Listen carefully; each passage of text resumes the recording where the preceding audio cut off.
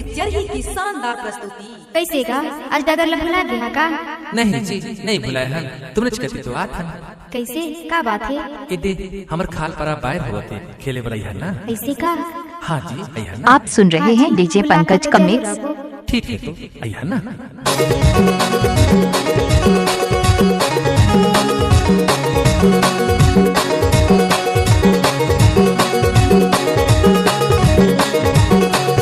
DJ Om Prakash Patna Surajpur.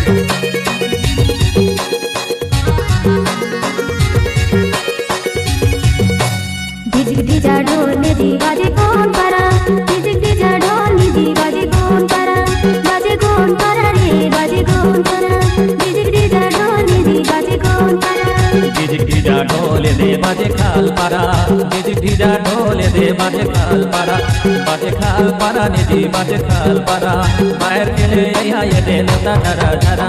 DJ Om Prakash Patna Surajpur.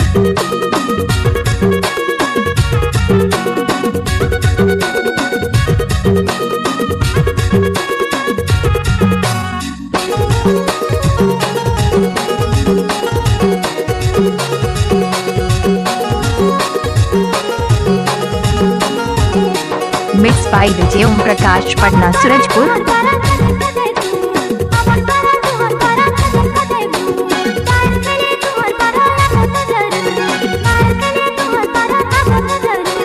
हमर बजा तुहर नाचा अपन सुगर में, हमर बजा तुहर नाचा अपन सुगर में, अपन सुगर में दे खैया पेलम के, अपन सुगर में दे खैया ढाका पेल। तुमर बटे जाए देना एगो दोपहरा रे एगो दोपहरा, बाहर के ले यहाँ ये दे नता धरा धरा, बाहर के ले यहाँ ये दे नता धरा धरा। DJ Om Prakash Patna Surajpur. Mix by DJ Pankaj का मिक्स।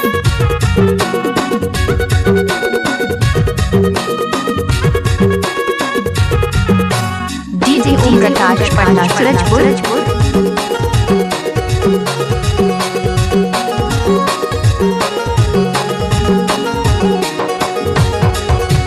लसर लसर बार नाचे खनी हगे जो, लसर लसर बार नाचे खनी हगे जो, तुहर पराया फोटो भी या मुहा जो, तुहर पराया फोटो भी या मुहा जो, दारू हाड़ी जितना पीहो तू मन ला पियाबो, दारू हाड़ी जितना पीहो तू मन ला पियाबो, होश में नहीं रही होगा कि ऐसन मत आबो, होश में नहीं आई होगा कि ऐसन मत आबो। हमर हन तुम्हारी तुमन हवा गा कुंवरा, हमर हन तुम्हारी तुमन हवा गा कुंवरा, बाहर के ले यहाँ ये दे नता धरा धरा, बाहर के ले यहाँ ये दे नता धरा धरा। डीजे ओम प्रकाश पटना सूरजपुर।